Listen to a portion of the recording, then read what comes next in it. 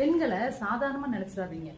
ஏன்னு கேட்டிங்கன்னா, அவங்க வாழ்ந்த ஊர் வேற, அவங்க பழக்க வழக்கங்கள் வேற, அவங்க கும்பிட்ட தெய்வம் வேற, இத்தனையும் இருக்கு. ஆனால் அந்த 3 முடிச்சு போட்ட உடனே அவங்க வீட்டை மாற்றணும், அம்மா அப்பாவை விட்டு வரணும், கூட பிறந்தவங்களை விட்டு வரணும், சொந்த பந்தத்தெல்லாம் விட்டு வரணும், ஏன் கடைசியில் அப்பாவோட இனிஷியலை கூட மாற்றணும்.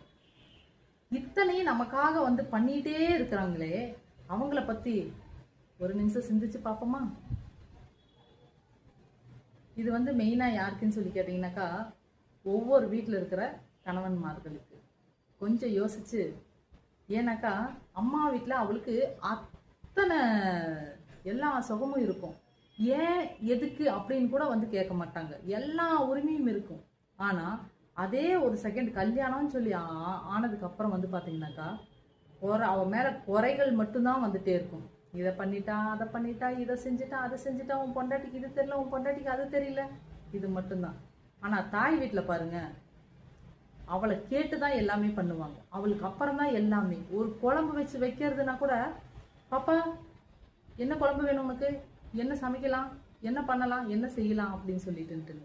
ஆனால் அதே உங்கள் வீட்டில் உங்கள் ஒய்ஃபை நீங்கள் எப்படி நடத்துறீங்க அப்படின்னு சொல்லிட்டு உங்கள் மனசாட்சிக்கு தெரியும். அதை கண்டிப்பாக கமெண்ட் பண்ணுங்கள்.